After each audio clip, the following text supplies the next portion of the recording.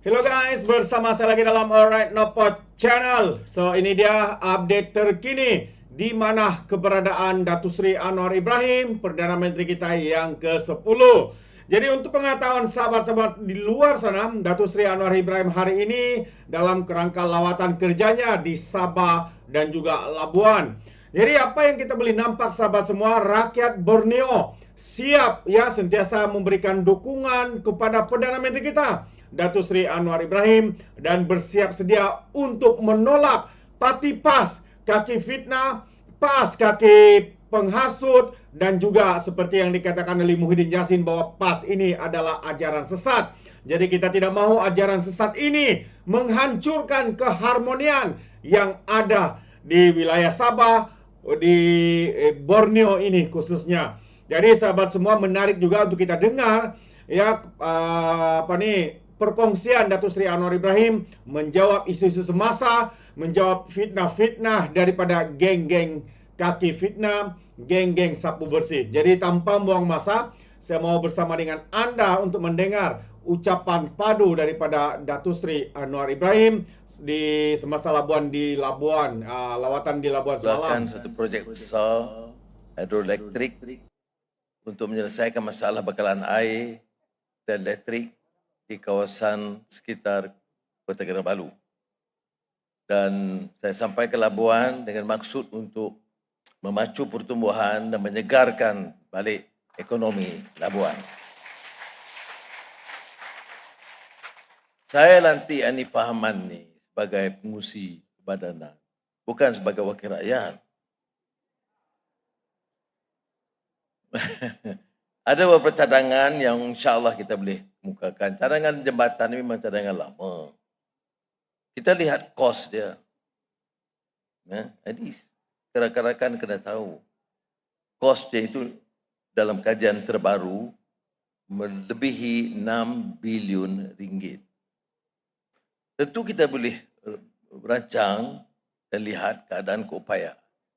Tetapi volume peralihan jumlah penduduk itu tidak memungkinkan jambatan itu ekonomi.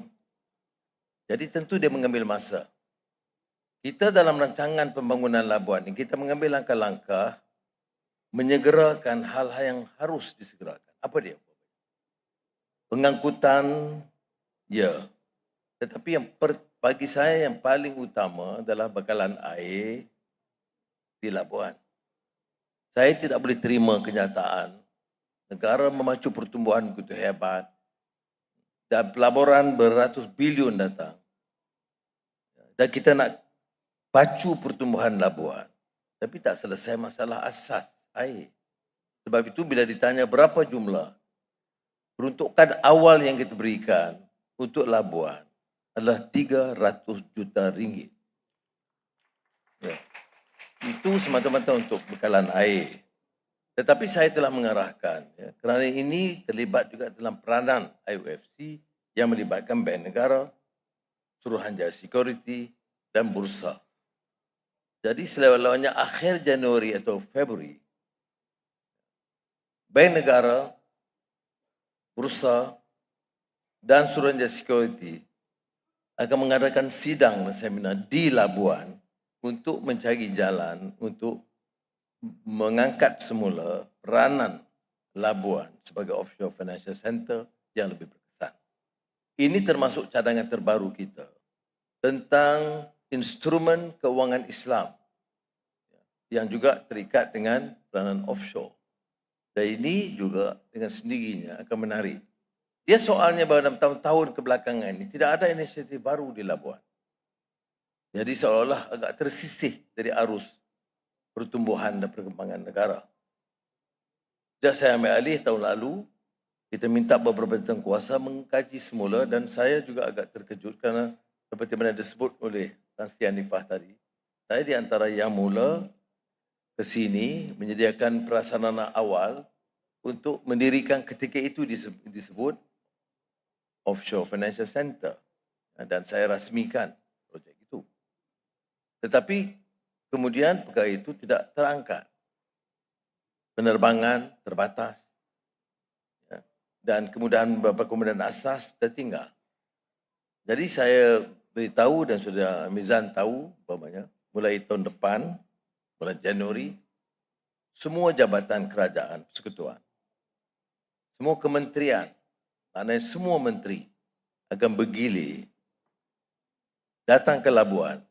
Dan setiap kementerian mesti ada projek dan peranan untuk membangunkan semula Labuan sebagai suatu pusat negara penting. Saya kira ini suatu pendekatan yang lebih realistik, lebih praktikal daripada kita memikirkan projek yang 10 bilion. Sudah tahu saya warisi satu kerajaan dengan hutang 1.5 triliun ringgit. Saya warisi satu kerajaan defisit. Defisit maknanya kekuatan kewangan kita ketimbang keupayaan belanja itu jauh kurang. Hasil jauh kurang daripada tanggungan. Berapa defisit kita bila saya ambil alih tahun lalu? 5.6%. Tahun ini kita berjaya kurangkan jadi 5%. Tahun depan kita akan kurangkan lagi. Ya. Tetapi dalam pengurangan ini, kita tak boleh jejaskan soal rakyat. Rakyat tak boleh tunggu. Kerana ekonomi kita meleset, bukan salah rakyat. Banyak faktornya. Termasuk amalan menyakau pemimpin-pemimpin jadi Perdana Menteri untuk apa? Untuk pastikan anak menantu dia juga jadi bilioner. Kalau amalan begini, negara tak akan selamat. Sebab tu saya katakan, yang paling penting yang saya cuba lakukan dalam negara madani ini ialah memberikan satu pendekatan dan dasar yang sangat jelas. Kamu pimpin, kullukum ra'in wa kullukum mas'ulun an ra'iyati. Kamu akan bertanggungjawab memikul amanah ini. Sama ada kamu Perdana Menteri atau ketua jabatan atau komandan, atau guru di sekolah, atau bapa kepada anak-anak, atau ibu yang mendidik anak. Semua kamu akan dipertanggungjawab. Tentunya yang paling menggalas amanah yang besar, punya tanggungjawab lebih besar. Sebab itu saya syukur Alhamdulillah. Dalam politik kita disebut pelbagai skandal kewangan, pelbagai masalah tahun demi tahun, pemimpin silih berganti, ya, tapi amalan ini tidak terhenti. Jadi saya syukur Alhamdulillah, kerana sudah 1 tahun kerajaan madani, belum ada satu kes yang melibatkan pemimpin negara ini dalam skandal rasuah. Ya. Dan rakan-rakan saya dalam semua parti, termasuk JRS, GPS, PH, UMNO Barisan Nasional. Mereka tahu pendirian saya.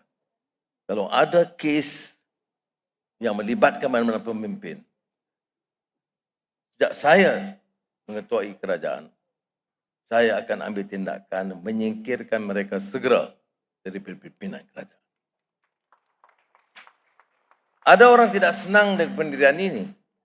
Kerana mengatakan Anwar tak ada kerja lain, tata kelola dan soal rasuah. Padahal pada pendapat saya, selagi kita tak selesaikan masalah tata kelola, kewangan negara akan dirampas, dirompak oleh segelintir. Jangan pandang ringan. Ada orang, termasuk, baik saya tak kira parti kerajaan, parti pembangkang, bila dia ada kuasa, bagi tanah yang berharga untuk isteri, bagi dia, okey. Bagi projek untuk anak menantu, okey. Ya, amalan ini tak betul, saudara. Negara hebat seperti mana pun, kaya dengan hasil mahsul bagaimanapun, kalau kita izinkan begini, dia tak teratur. Kalau ketuanya menyakau, wakilnya juga menyakau, sehingga penghulu juga menyakau. Jadi oleh demikian, kita harus tegas dan keras. Dan saya seru rakan-rakan di sini. Pertamanya faham mengapa Madani. Dan faham betapa sukarnya untuk menyelamatkan negara ini. Dan saya mohon sokongan dan kerjasama semua, termasuk rakyat selatan. Ya, mudah kita dengar, banyak senang, tapi tidak mudah melaksanakan. Kerana saya juga heran. Saya menjadi pembangkang lama. Saya heran. Saya fikir seolah-olah bila kita nak bersih, saya tak ambil gaji. Elok ahli parlimen saya kata cukup. Saya tak ambil gaji, dan kalau hitung 1 tahun, banyak gaji Perdana Menteri. Saya tak ambil sebab saya fikir, saya nak bagi satu message yang contoh. Tak semua orang jadi pemimpin ini, amalannya nak menggondol kekayaan banyak. Ya. Dan kita cuba jimatkan sedaya upaya. Seperti saya tahu, awal-awal dulu, bila kereta dipesan oleh mantan Perdana Menteri dulu, hampir 2 juta ringgit kereta. Saya runding dan sempat batalkan. Saya batalkan. Saya sebut hal ini, sudah bukan nak kata saya ni baik atau istimewa. Saya nak bagi message. These things can be done. And this must be done to save our country. And our country deserves much better and can succeed if leaders set a very good example for others. Ini apa kaitannya dengan Labuan? Kita nak mesej ini sampai. Kalau kita dapat jimat, banyak yang kita boleh pulangkan kepada rakyat. Sebanyak projek-projek yang kita sebut sebelum ini. Dan saya ucap terima kasih. Ketua Menteri pun ada. Dan Ketua Menteri Sabah ambil pendekatan sealiran dengan kita. Ada projek besar, kita tengok. Sabah lebih dekat dengan Sabah, ramai orang Sabah di sini. Pen Borneo. Sekarang peruntukannya berapa? 16 bilion ringgit. Belah Sarawak hampir selesai. Belah Sabah lambat lagi nak selesai. Ya. Peruntukan sama. Tarikh sama. Ada masalah dia. Dan saya terima kasih kerana kerajaan negeri ambil keputusan yang sama. Iaitu, sekarang kita pilih kontraktor ikut tender. Dia mampu buat, kalau dia orang Sabah mampu, silakan. Ikut tender. Bukan kerana dia itu penyokong kita, ataupun kroni kita, ataupun anak kita. Dan kalau kita dapat lakukan itu, saya percaya progres itu akan lebih baik dan rakyat Sabah akan punyai Pen Borneo yang boleh dibanggakan. Soal peruntukan tak berbangkit, 16 bilion ringgit itu kita sudah sediakan. Get the tender process in order, qualified contractors, and proceed. Itu pendirian. Dan tetapi kalau kita tak ikut dan kita masih ikut cara dan kaedah lama, negara ini tidak mungkin dapat terangkat sebagai negara contoh yang hebat.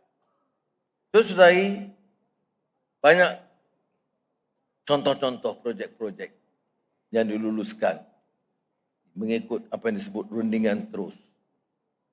Sewenang-wenang. Ya. Tempatan banjir, kelengkapan tentera, semua ada masalah. Sebab itu kepada tentera baru-baru ini saya panggil tahun lalu. Ya. Jadi semua ketua-ketua, Panglima,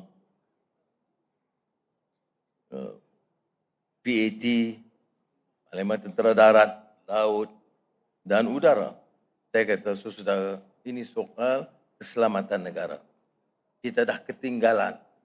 Berbilion ringgit dibelanjakan, tapi yang sampai itu entah ke mana. Ada yang tak sampai sekarang. Jadi saya kata, saudara bertanggungjawab. Saudara tahu pesawat mana nak beli. Jangan tanya saya.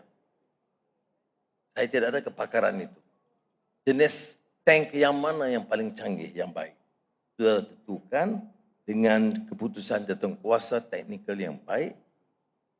Jangan ada campur tangan orang lain. Jangan ada campur tangan ejen, jangan ada campur tangan orang politik. Buat keputusan profesional yang baik dan kemudian Kementerian Keuangan akan runding dengan kerajaan, bukan dengan ejen. Jadi dalam beberapa kes umpamanya termasuk dengan Korea baru ini, dengan Turki, dengan sahabat saya Presiden Tayyip Erdogan, rupa-rupanya bila kita runding begitu, kita boleh jimat wang yang banyak sekali. Ini pendekatan kita baru. Amalan mengambil faedah daripada negara dan memiskinkan rakyat. Alah kalau dalam kes tentera, itu kompromi tentang keselamatan negara. Dan itu dah harus. So, saudara, bunyinya sekali lagi, lunak. Ramai yang setuju, ramai juga tidak setuju. Kalau saudara ejen dulu, saya tak setuju. Kalau saudara amalan duk ambil untung 4-50 juta ringgit satu tahun dengan cara yang tidak bersih, sudah tidak akan sokong. Ini masalah yang kita hadapi. Tapi, kalau saudara doa, insya-Allah, jangan beri mandat, saya akan tetap dengan pendirian ini dan saya akan pasti lawan anasir-anasir yang merosakkan negara ini. Baik. Balik kepada Labuan. Ini saya nak sebut ini kerana mukadimah ini penting. Ini yang disebut tata kelola. Jangan rosakkan. Ini peringatan ini daripada atas sampai ke bawah. Peringatan kepada semua peringkat. Kita kena ingat supaya kalau mau negara ini maju, bukan saja Labuan, Sabah, seluruh negara mau maju, mindset kita, moral dan akhlak kita, nilai kita harus berubah. Kita mesti bangkitkan generasi baru dengan sikap baru menyelamatkan negara. Musuh kita bukan antara kaum. Musuh kita bukan orang berlainan agama. Musuh kita ini orang yang melakukan jenayah, merompak kekayaan negara. Sama dia orang Melayu atau orang Islam atau orang Cina atau orang Iban atau Bedayu atau Bajau. Itu bukan soalnya. Soalnya ialah mengangkat orang yang boleh pertahankan nilai dan kebersihan. Dan saya yakin insya-Allah kalau sikap ini betul, kita boleh. Jadi kita boleh tumpu apa yang harus kita lakukan untuk membangunkan negara. Ya. Sebab itu dalam pendekatan kita, termasuk di Labuan, apa dia? Saya kata kita boleh bicara soal maju pertumbuhan, kita boleh bincang soal projek transformasi digital, energy transition, transisi tenaga, mission approach tentang plan perindustrian. Ya, semua itu betul. Tetapi kita kena mula daripada rakyat kita. Miskinnya kita tak sama dengan orang miskin yang tak mampu beli susu untuk bayi kecil. Miskin kita tak sama dengan orang, anak-anak yang ibu bapa yang tak mampu beli school uniform untuk anak-anak sekolah. Maka sebab itu pendekatan kita noktahkan miskin tegak.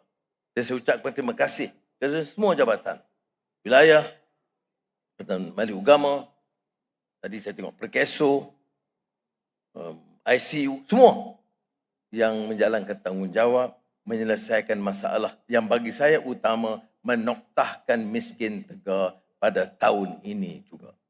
Alhamdulillah, nampak berjaya. Ya? Yang kedua apa yang kita lakukan? Sekolah. Kita bercakap soal transformasi digital, komputer, kemudahan awal, baru. Malah orang bicarakan sekarang artificial intelligence. Tapi tengok sekolah daif, tandas sekolah pun tak tahu. Latih apa anak-anak ke sekolah dengan tandas sebahagiannya rosak.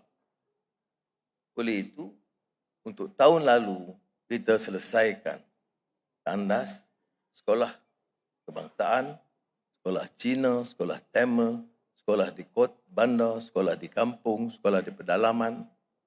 8,500 lebih yang kita selesaikan tahun 2023. Alhamdulillah.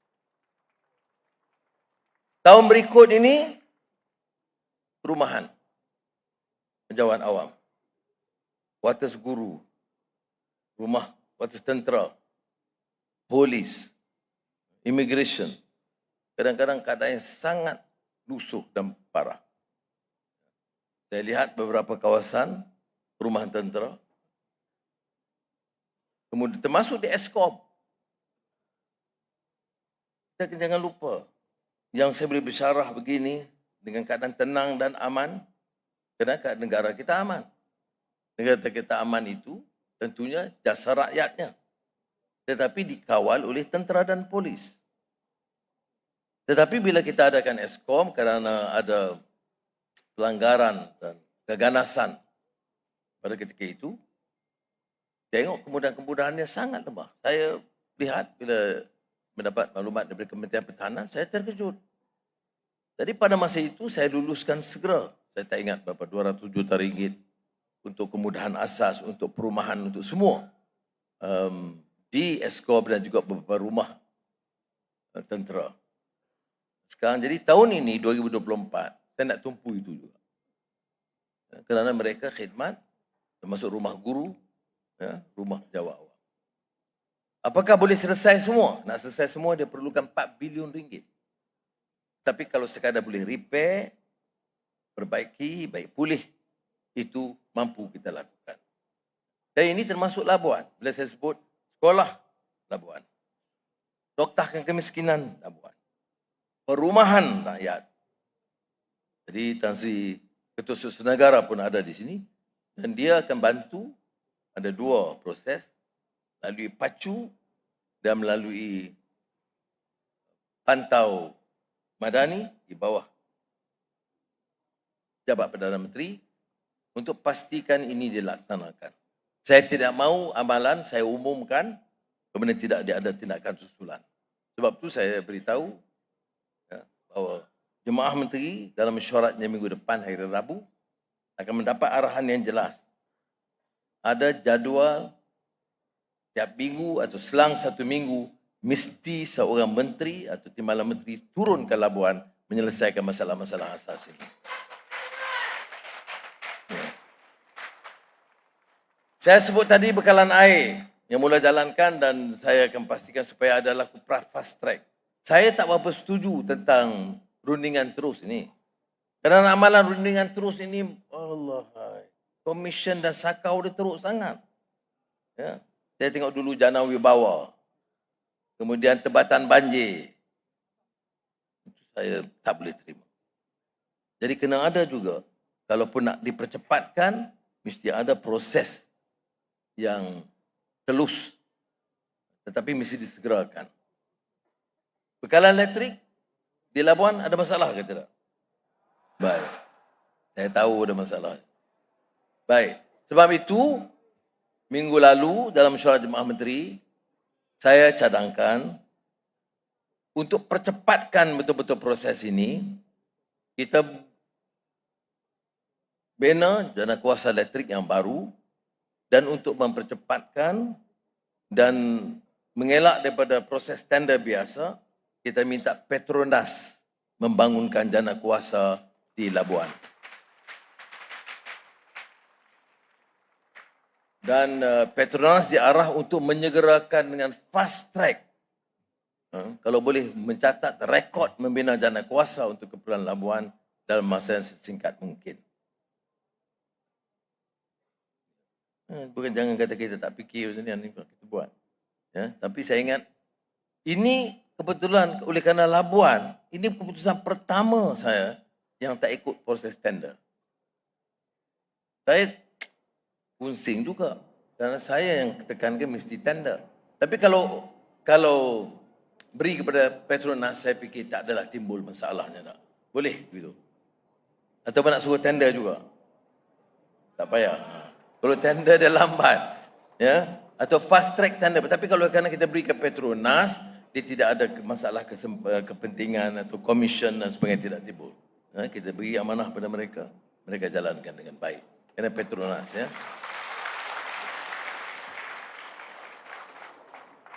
Dan tentunya dia boleh selaraskan dengan Sabah Electrician yang Berhad kerana ini masih lagi dikendali oleh SESB dan saya percaya Ketua Menteri akan memberikan kerjasama yang baik memastikan SESB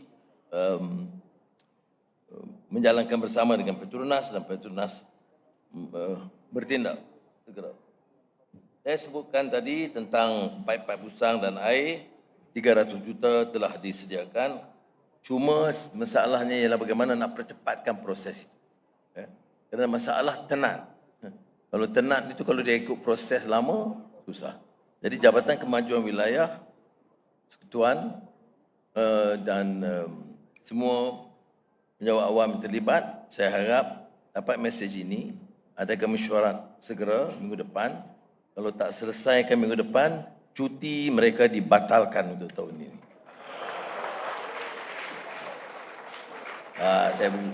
Saya bergurau aja. Saya tahu dia boleh buat. Kita ada seminggu lagi. Buatlah mesyuarat, selesaikan, buat keputusan.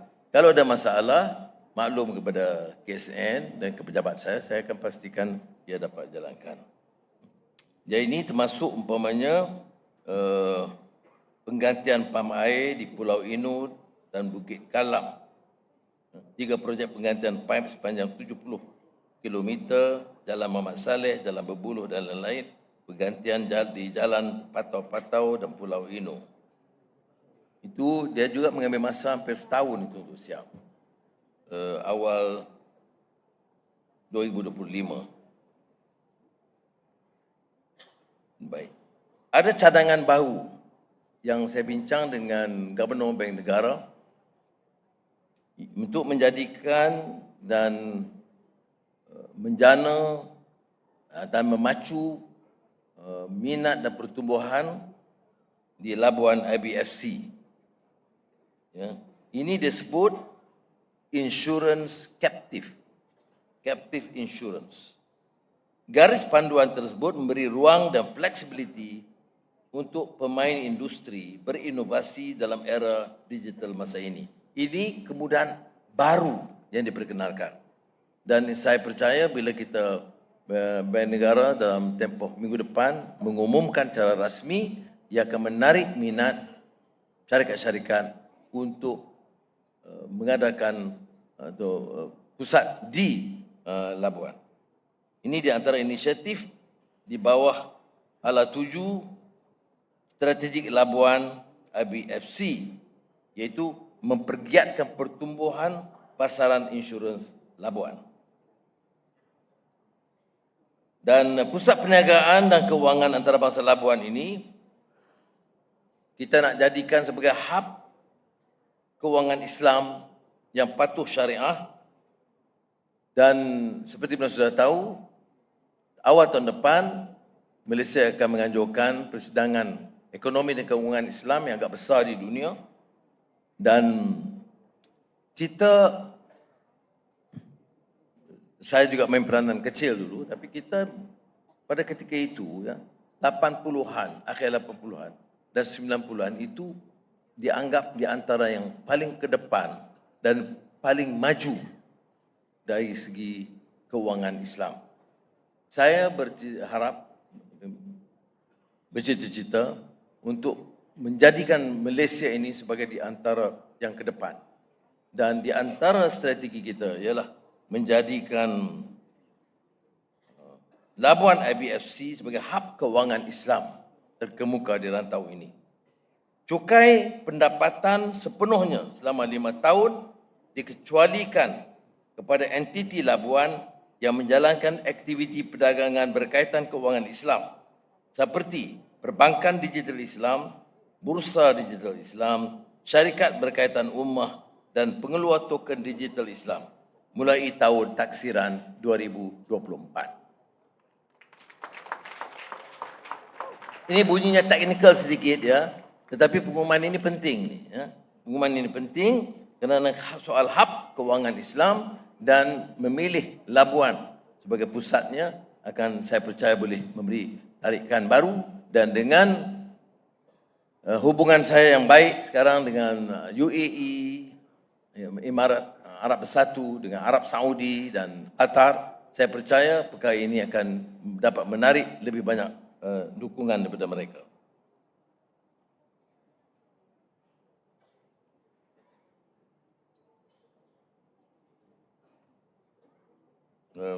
Petronas terus komited untuk menambah nilai sumber tenaga di Malaysia termasuk Labuan, dan Petronas memaklum kepada saya tentang peranan mereka untuk memperluaskan lagi kegiatan ini, dan saya percaya beberapa langkah baru akan diumumkan oleh Petronas selewat-lewatnya bulan Februari 2024. Kerana harga barang dan kos sara hidup itu tinggi, Labuan, Sabah, Sarawak itu di antara tinggi kosnya, kalau banding atau ketimbang dengan Semenanjung. Langkah pertama ialah untuk memperbanyakkan program jualan rahmah. Kerana jualan rahmah ini tentu memberikan, menetapkan kos yang jauh lebih rendah. Ini kita akan tentukan. Dan saya tadi umumkan, oleh kerana masalah di Sabah, Sarawak dan Labuan itu lebih rumit daripada Semenanjung, Timbalan Perdana Menteri II, Datuk Seri Fadilah Yusof, akan diminta untuk mengusirkan itu kuasa khas untuk menangani masalah ini, dan kalau ini bermakna memerlukan suntikan kewangan tambahan daripada Kerajaan Persekutuan untuk mengurangkan beban rakyat Labuan, insya-Allah saya akan luluskan awal tahun depan.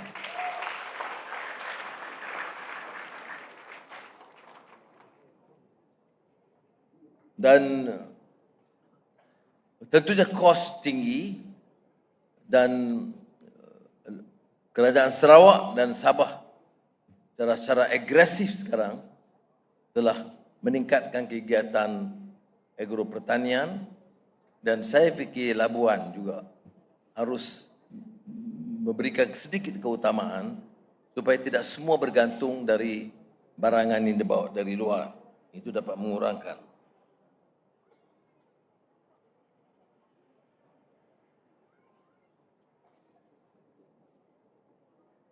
Saya telah umumkan soal keuangan Islam, ya. Tetapi berikutan begitu ialah penubuhan Labuan ini juga sebagai pusat blockchain, establishment of Labuan as a blockchain center, ya.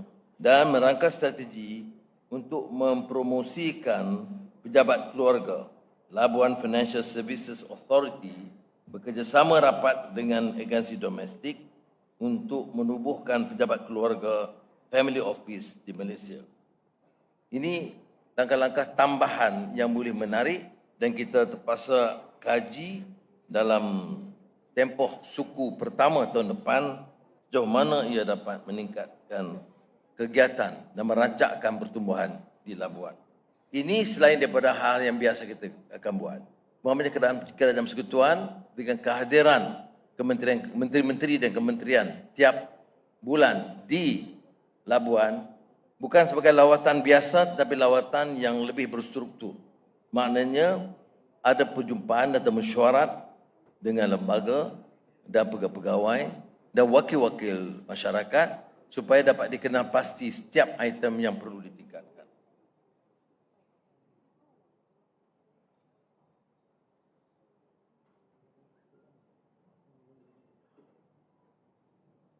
Ada langkah-langkah lain yang saya ingat tak perlu saya tegaskan di sini. Mungkin malam nanti saya tambah sikit sebanyak. Tapi bagi saya, selain daripada apa yang saya sentuh itu, yang penting ialah peruntukan tambahan untuk Labuan seperti yang kita lakukan untuk Sabah dan Sarawak. Di Sabah ada sedikit sebanyak perbahasan. Ada setengah ahli parlimen dan setengah tokoh politik yang mengatakan kita tidak tambah peruntukan untuk Sabah dan kita beri pada Pulau Pinang. Ini semua orang politik yang karut. Tak betul. Di Pulau Pinang peruntukan untuk 2024 hanya 1.6 bilion ringgit. 1.4 bilion ringgit untuk pembangunan.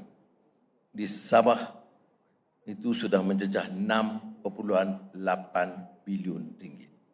Ya.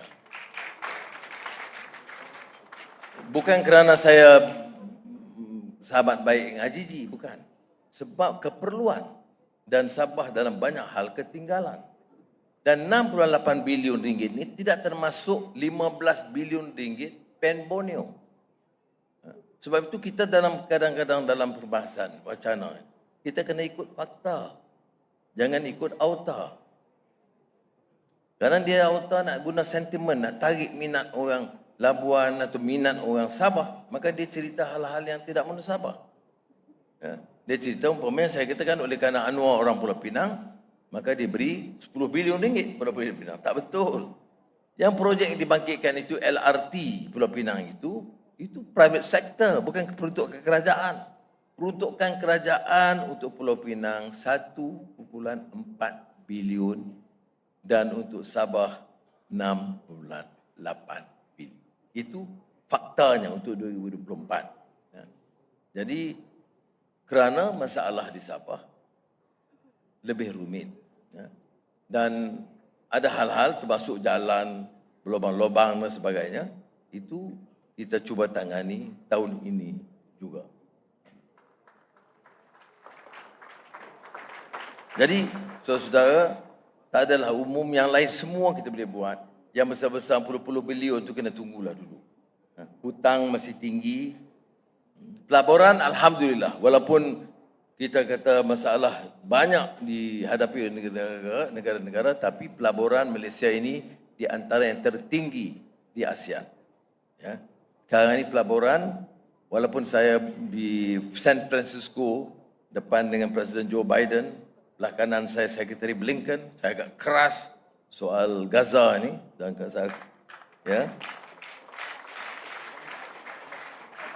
Tetapi dia tidak menjejaskan pelaburan kerana selepas itu masih ada komitmen pelaburan termasuk dari Google, Tesla, SpaceX, Starlink dan Facebook. Dah banyak lagi yang syarikat-syarikat termasuk GIP, syarikat pelaburan terbesar di dunia yang akan melabur secara besar-besaran di Malaysia. Tapi saya tak ada pilihan. Saudara, bukan kita bercakap di sini, kita bercakap di San Francisco. Dan Joe Biden depan saya. Belah kanan, Sekretari Blinken. Belah kiri, Presiden Mexico. Ujung sana sikit, Presiden Xi Jinping negeri China. Jadi saya dalam teks itu taklah masuk sangat. Sikit-sikit sajalah. Kalau teks yang dicadangkan oleh Kementerian Luar. Manipah tahu dia banyak diplomatic language. Kemudian saya dengar satu berucap dan sampai gili saya 10 minit lagi. Saya kata, saya ditakdirkan menjadi Perdana Menteri. Ini satu amanah. Di Gaza, anak-anak kecil, bayi, berkorban. Wanita, orang awam, rumah dimusnahkan. Tanah dirampas. Ini yang disebut oleh pemikir Palestin, Edward Said, politics of dispossession. Diambil tanah, dirampas harta, dibunuh anak-anak dan wanita dan orang-orang awam. Habis semua, dispossess. Harga diri dan maruah dia pun tidak ada. Dan mereka tetap bersemangat, ruh perjuangan untuk pertahankan bumi mereka. Takkanlah saya dengan mandat yang diberikan tak boleh sekadar bercakap tegas supaya Presiden Joe Biden dengar keluhan rakyat di dunia ini yang benci dengan kezaliman, benci dengan pembunuhan, benci dengan keganasan. Maka sebab itu saya sebut Presiden, saya tuntut supaya hentikanlah pembunuhan anak-anak wanita. Hentikanlah. Stop this madness and insanity. Stop the killings of innocent lives. And stop now. One day, you delay will cause more lives and more tragedy. Dan dia, saya tengok dia tenung saja saya. Saya dari negara kecil, Malaysia. Tetapi saya syukur Alhamdulillah. Kerana sokongan rakyat, saya tetap teguh pertahankan kebenaran dan asas. Jadi untuk pelabuhan sebagai permulaan begini saya dulu, tapi saya nak bagi jaminan lah. Hal-hal yang bisik, ya, sama ada saya umumkan hari ini atau tidak, percayalah, saya nak ubah wajah Labuan sebagai pusat penting. Dan seluruh jentera kerajaan akan dikerahkan untuk pastikan ini berlaku dalam masa yang sesingkat mungkin. Kalau betul dia dapat dipacu dengan hebat dalam beberapa tahun, saya percaya kita boleh buka balik kita jembatan ini dimakikan, insya-Allah. Terima kasih. Wassalamualaikum warahmatullahi wabarakatuh. Terbaik sahabat-sahabat semua.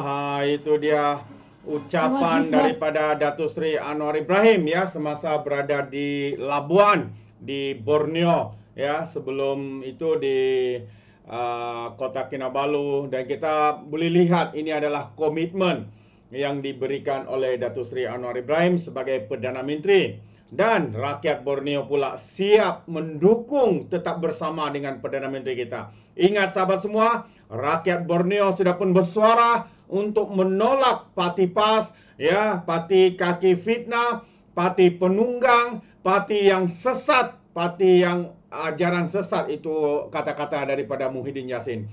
Saya pinjam kata itu sebab bukan daripada saya sendiri, tapi itu adalah kenyataan daripada Muhyiddin. Tapi sekarang ini walaupun beliau sudah menyesatkan diri bersama dengan PAS ini, ya, pastinya rakyat Sabah Borneo akan menolak Perikatan Nasional. Terima kasih. Sampai di sini saja, izinkan saya untuk mengundurkan diri. Tapi sebelum itu, sekiranya Anda mau berikan sebarang komen, Anda boleh berikan komen di dalam ruangan komen. Jadi, sampai di sini saja, izinkan saya untuk mengundurkan diri. Dan seperti biasa, peribahasa mengatakan, tak apapun kangkap, 2 tahun keinginan. Dalam bahasa Melayunya, tepuk dada, tanya selera. Sekian saya daripada Alright Nampak Channel. Kita berjumpa lagi. Bye-bye.